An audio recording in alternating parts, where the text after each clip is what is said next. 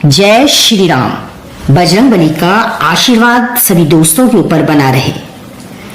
ऐसे मर्यादा पुरुषोत्तम भगवान श्री राम के सेवक कार्य साधक भगवान हनुमान की महिमा अपरंपार है।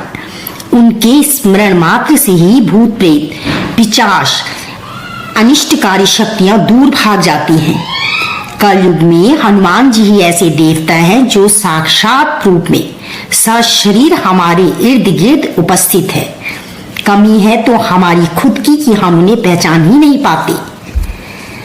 भगवान श्री हनुमान जी श्री राम भगवान के सच्चे भक्त थे। वह राम जी के सभी आदेशों का पालन किया करते थे। बजरंगबली ने सभी कामों में भगवान श्री राम जी को अपना सर्वस्व समर्पण दिया।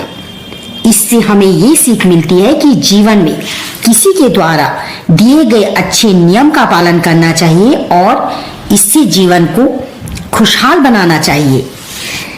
बजरंगबली अद्भुत शक्ति और बुद्धि के दाता हैं।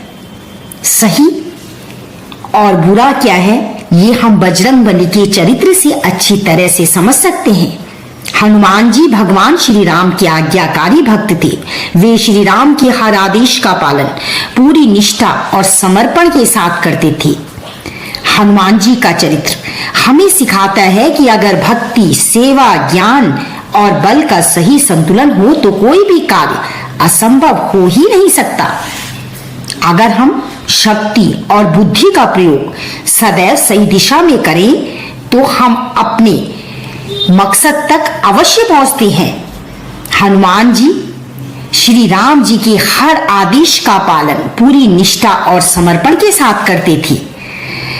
राम भक्त हनुमान जी को भगवान राम के अनन्य भक्तों के रूप में जाना जाता है।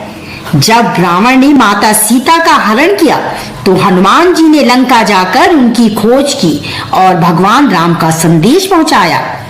उन्होंने लंका दहन किया और श्री राम जी की विजय में महत्वपूर्ण भूमिका निभाई। उनकी सेवा निस्वार्थ थी, इसीलिए वे पूजनीय माने जाते हैं। हनुमान जी का जन्म हिंदू किंवदंतियों के अनुसार माता अंजनी और पिता केसरी से हुआ था। हनुमान के जन्म में वायु की भूमिका से कुछ बातें जुड़ी हैं। कहा जाता है कि हनुमान को देवता वायु का पुत्र भी कहा जाता है। उन्हें शिव का अवतार भी कहा जाता है। हनुमान जी श्री राम के परम भक्त हैं। हनुमान जी खुद कहते हैं, मेरा जीवन स्वयं के लिए नहीं बल्कि मेरे प्रभु श्री राम जी के लिए है और मेरे रोम रोम में श्री राम जी समाये हुए हैं। हनुमान जी कहते हैं, राम काज कीन्हे बिनु मोहि कहाँ विश्राम। सचमुच में ये सच है कि हनुमान जी सिर्फ राम नाम के रसिया हैं। जब तक उनके कान में श्री राम गाथा का श्रवण ना कर लें उन्हें चैन ही नहीं मिलता। माँ सीता से अमरता का वरदान प्राप्त होने के कारण ही आज भी कलयुग में हनुमान जी मौजूद हैं और धर्मपरायण लोगों की रक्षा करते हैं। हनुमान जी के अजर अमर होने के कारण कलयुग के सबसे जागृत देवताओं की श्रेणी में हैं। हनुमान जी ने एक बार अपना सीना ही चीर दिया था और भगवान राम और मां जानकी के प्रति अपनी निस्वार्थ भक्ति दिखा दी थी। जानते हैं हनुमान जी ने अपना सीना क्यों चीरा था? अब जब प्रभु राम ने अयोध्या का राजपाट संभाला था तब उन्होंने अपने दरबार में सभी सहयोगियों और भक्तों को कुछ न कुछ भेंट अर्पित करने के लिए निमंत्रित किया। जब हनुमान जी को दरबार में बुलाया तो माता सीता ने उन्हें एक मोती का सुंदर हार पहनने को दिया। हनुमान जी ने आदर पूर्वक उस स्वीकार तो कर लिया, लेकिन उसके बाद वो हार में जड़ित रत्न मोती को ध्यान से निहारने लगे। कुछ देर बाद माँ सीता द्वारा दिए गए हार को तोड़ना शुरू कर दिया। राम दरबार में वह सबको बड़े परेशान से नजर आए। हनुमान जी को चिंतित देखकर राम दरबार में उपस्थित लोग हैरान थे कि आखिर ऐसा क्या है। पवन पुत्र हनुमान जी ने मोती की माला के दाने को क्यों तोड़ दिया?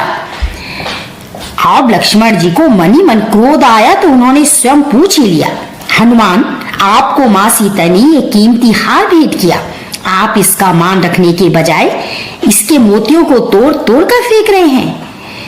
लक्ष्मण जी के इस प्रश्न का जानते हैं हनुमान जी ने क्या जवाब दिया।